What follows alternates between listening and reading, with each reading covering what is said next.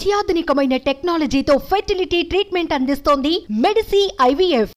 Welcome to Suman TV. మనం ప్రస్తుతం అయితే సీతారాముల కళ్యాణ వేడుకలో ఉన్నాం.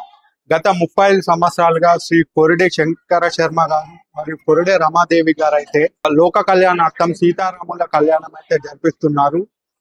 గత 29 సంవత్సరాలుగా గోదావరిఖండ అయితే జరిపించారు. మాఘశుద్ధ ద్వాదశి కర్కాటక లగ్నంలో పునర్వాసు నక్షత్రంలో మన గోదావరి నదికి దగ్గరగా ఉన్న ఈ రామాలయంలో అయితే గత 7 సంవత్సరాలుగా అయితే లోక కళ్యాణార్థం ఈ సీతారాముల కళ్యాణం అయితే కొరిడే శంకర్ శర్మ గారు మరియు కొరిడే రమాదేవి గారు అయితే జరిపిస్తున్నారు.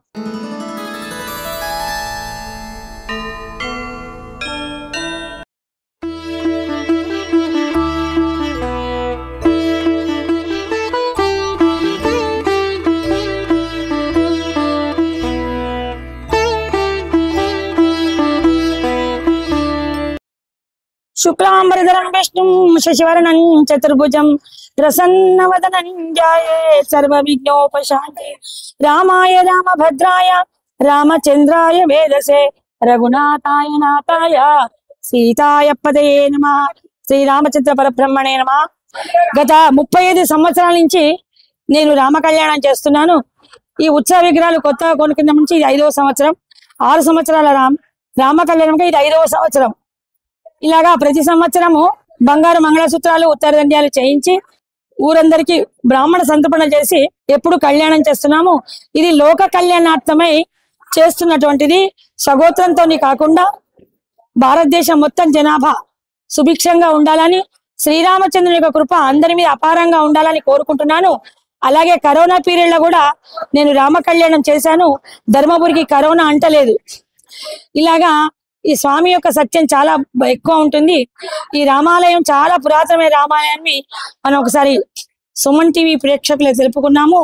ఈ రామాలయంలో గత 10 సంవత్సరాలుగా రామ కళ్యాణ మహోత్సవం జరుగుతోంది. అయితే ఎప్పుడు జరిగేది శ్రీరామ నవమి. ఆ రోజు శ్రీరాముడు పుట్టాడు కానీ ఆ రోజు పెళ్లి రోజు కాదు. మార్గశిర శుద్ధ పంచమి రోజు శ్రీరామ కళ్యాణం జరిగింది. ఈ రోజు మాఘ శుద్ధ పునర్వసు నక్షత్రము. అందుకని రామచంద్రమూర్తికి సీతామహాలక్ష్మికి లోక కళ్యాణార్థమై ఈ రోజు మనం రామ కళ్యాణం చేసుకుంటున్నాము. ఎప్పుడు కూడా స్వామి విష్ణు అవతారాలలో కళ్యాణాలన్నీ కూడా సాయంత్రం గోధూళి వేళ చేస్తారు. కానీ శ్రీ సీతారామచంద్ర మాత్రం కళ్యాణం మాత్రము అభిజిత్ లగ్నంలో విజయాముహూర్తంలో చేస్తారు. జై శ్రీరామ్.